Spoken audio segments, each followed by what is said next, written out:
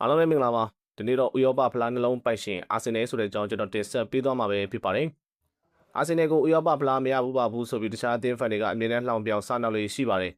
အခုနှစ်ပိုင်းတွေမှာလန်ဒန်ကလပ်တွေကဥရောပဖလားတွေကိုခက်ဆစ်စိတ်ရလာတာကြောင့်ဒီသတင်းတွေကလည်းပို့ပြီးထွက်လာတာဖြစ်ပါတယ်တကယ်လဲအာဆင်နယ်ဟာလက်ရှိကျင်းပနေစဉ်နာမည်နဲ့ဥရောပဖလားတွေကိုမရရှိခဲ့ဘူးပါဘူး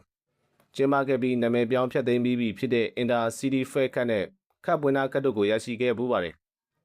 ဥရောပဖလားလို့ပြောလိုက်ပြီးဆိုတာနဲ့ပြည်တွင်းအင်္ဂလန်ဖလားမဟုတ်ပဲဥရောပတိုက်မှာကျင်းပတဲ့ဥရောပဘောလုံးဖွဲ့ချုပ် UEFA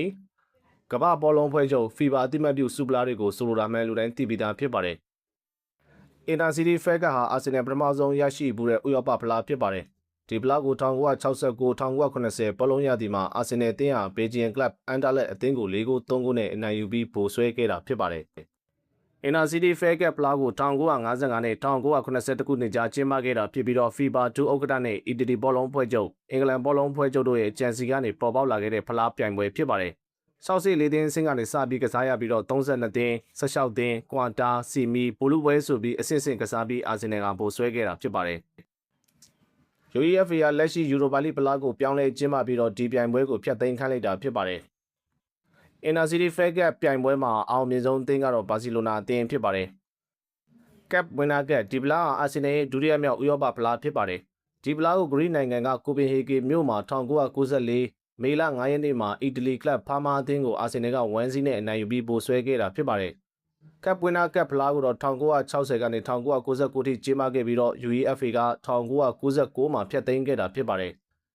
ဒီဖလားရဲ့နောက်ဆုံးရှမ်ပီယံကလာဇီယိုအသင်းဖြစ်ပြီးတော့အောင်မြင်ဆုံးအသင်းကတော့ဘာစီလိုနာ၄ကြိမ်ဖြစ်ပါတယ်။လက်ရှိကျင်းပနေတဲ့ယူရိုပါလိဖလားပုံစံဖြစ်ပြီးတော့ကပ်ဝင်နာကပ်ချန်ပီယံနဲ့ချန်ပီယံလိချန်ပီယံတို့ကစူပါဖလားပိုလူပွဲကစားရတာဖြစ်ပါတယ်။အာဆင်နယ်ဟာဒီဖလားကိုရရှိပြီး1995မှာချန်ပီယံလိချန်ပီယံ AC မီလန်နဲ့စူပါဖလားပိုလူပွဲကစားခဲ့ရပေမဲ့နှစ်ကြော်ပေါင်း2-0ဆိုတဲ့ရလဒ်နဲ့ချုံးနေပြီးတော့ဖလားနဲ့ဝေးကွာခဲ့ရတာဖြစ်ပါတယ်။ဒါကြောင့်အာဆင်နယ်အသင်းဟာဥရောပဖလား2ကြိမ်ထိရရှိမှုကြောင့်အင်္ဂလန်ခြေစိုက် Sky Sport ကဖော်ပြထားသလိုဘောလုံးရက်လက်တွေတင်စီတဲ့ Transfer Market website မှာလည်းရှိသလိုအလွယ်ကူဆုံးခုခဲမှာလည်းရှာကြည့်လို့ရကြောင်းပြောကြားရင်းနဲ့အာဆင်နယ်ဟာဥရောပဖလားနှလုံးရရှိခဲ့ပူးတာဖြစ်ပါတယ်